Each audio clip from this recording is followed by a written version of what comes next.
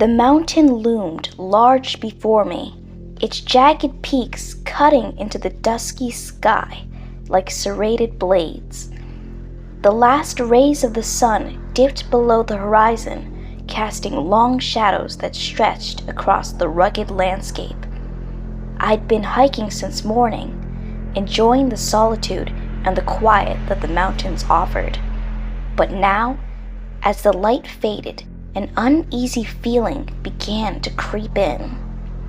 The trail, once so clear and inviting to me, seemed to twist and turn in unfamiliar ways. The map in my hand felt useless, a piece of paper against the vastness of the wilderness. I told myself I wasn't lost. I'd been hiking for years, navigating more challenging trails without issue. But as the minutes ticked by and the darkness closed in, doubt gnawed at the edges of my confidence. The trail markers I had been following disappeared, swallowed by the deepening gloom. I paused, listening to the wind whispering through the trees. Was that the sound of running water in the distance, or just the rustle of leaves? My heart rate quickened. I hadn't seen another hiker in hours. The last group I passed was descending, warning me about the rough terrain ahead. But I had laughed it off, eager for the challenge.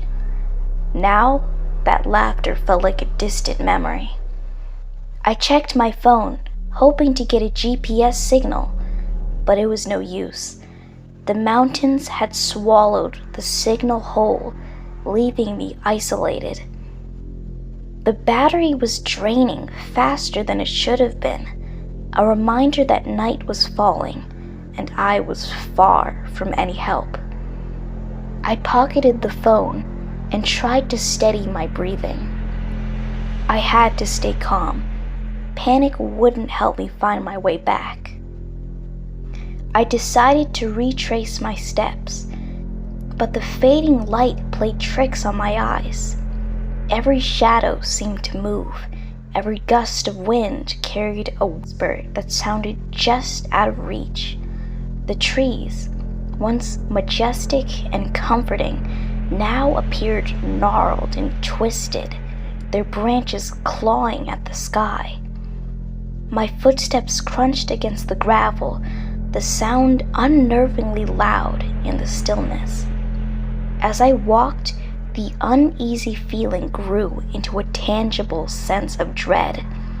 My thoughts turned dark, and I couldn't shake the feeling I was being watched somewhere, somehow. I spun around, scanning the tree line, but there was nothing. Only the oppressive silence of the mountains at night. I cursed under my breath, trying to shake off the paranoia. Hours seemed to pass, though I couldn't be sure. Time was losing its meaning in the inky darkness. The temperature dropped, and I pulled my jacket tighter around me. My breath formed small clouds in the air, and I could feel the chills seeping into my bones. I needed to find shelter soon, or risk spending the night exposed to the elements. Then, as I crested a small ridge, I saw it. A structure loomed in the distance, barely visible in the faint light. It was a cave, or at least something that resembled one. The entrance was a dark gash in the side of the mountain, framed by jagged rocks. Relief washed over me. A cave could provide shelter, a place to wait out the night until I could find my way back in the morning. But as I approached, that sense of dread returned, stronger than before. The air felt heavier, almost suffocating, and an odd smell, like damp earth and something far worse, wafted from the cave. I hesitated, my instincts screaming at me to turn back. But I was tired, cold, and the thought of spending the night in the open was terrifying. I had no choice. Just as I was about to take a step closer, a sound froze me in place.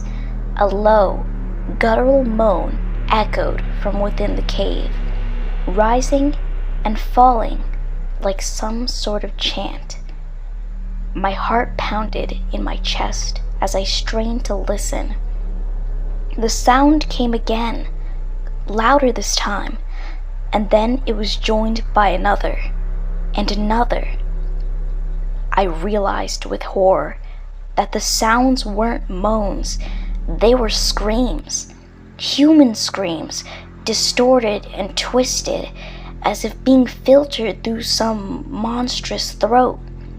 My blood ran cold, and I took a step back, my legs trembling. The cave entrance seemed to pulse with a malevolent energy, as if it were a living thing breathing in the night air. I turned to leave, but something caught my eye. Movement near the cave. At first, I thought it was a trick of the light, but then I saw it clearly. A figure, or at least what I thought was a figure, emerged from the darkness. It was hunched and twisted, its limbs moving jerky, unnatural motions. The thing had no discernible face, just a mass of shadow that seemed to ripple and shift as it moved. It staggered forward, its body contorting in ways that defied logic. Every nerve in my body screamed at me to run, but I was rooted to the spot, paralyzed by fear. The creature, or whatever it was, seemed to sense my presence. It stopped abruptly, its head jerking in my direction. The air grew thick with an oppressive silence. Then, without warning, the thing let out a bone-chilling wail, a sound that made my skin crawl. I bolted. I ran harder and faster than I'd ever before, my breath coming in ragged gasps. I could hear the creature behind me, its erratic movements crunching the gravel underfoot. My mind raced, every instinct pushing me to get away, to put as much distance between myself and that cave as possible. But the mountain was unforgiving. The trail had long since vanished, and I was running blind, crashing through the underbrush, barely aware of my surroundings. Branches whipped at my face, and I stumbled more than once, but I didn't dare stop. I could still hear the creature, its wails piercing the night, growing fainter as I ran, but still too close for comfort. I didn't know how long I ran, but eventually the sounds of pursuit faded, replaced by the relentless pounding of my heart and the rush of blood in my ears. My legs burned, and I was gasping for air, but I couldn't stop. Not yet. Finally, through the trees, I saw a flicker of light. Civilization. A campsite with people milling around, unaware of the horrors lurking in the mountains. I burst into the clearing, startling the group around the fire.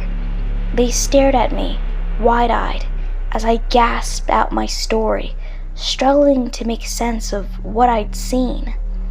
They didn't hesitate. Someone handed me a blanket, and another handed me a phone to call the police. As I spoke to the dispatcher, I realized how insane my story sounded.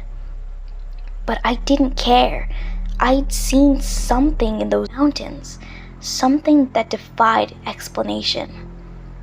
When the police arrived, they took my statement seriously, though I could see the doubt in their eyes. They organized a search party and asked if I could show them the location. Despite my exhaustion, I agreed. I needed to know that I hadn't imagined it, that there was some explanation for what I'd seen and heard. We retraced my steps, the police officers shining their powerful flashlights into the darkness. The forest seemed different now, less menacing with the presence of others. But as we neared the ridge, that same sense of dread returned, gnawing at the edges of my sanity. When we reached the spot where I'd seen the cave, I stopped, pointing ahead. But as the beams of light swept across the landscape, my stomach dropped.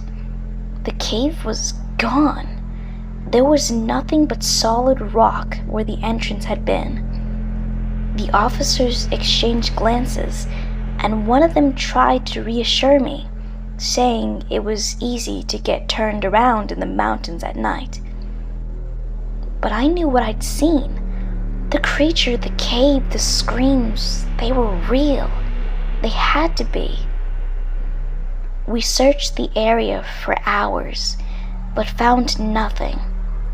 No signs of a cave, no traces of anything out of the ordinary. Eventually, the search was called off, and I was escorted back to the campsite. The officers left me with a stern warning to be careful, but I could see the disbelief in their eyes. To them, I was just a hiker who had gotten lost and let his imagination run wild. But as I lay awake that night, in the safety of a tent surrounded by others, I couldn't shake the feeling that something was still out there, lurking in the darkness, waiting for me. The mountains had secrets, and I had stumbled upon one of them. I knew I would never forget the sight of that twisted figure or the sound of those distant screams. And though the authorities found nothing, I knew the truth. There was something in those mountains, something that didn't want to be found. Hope you enjoyed that story, and I'll see you in the next one. See you on the flip side.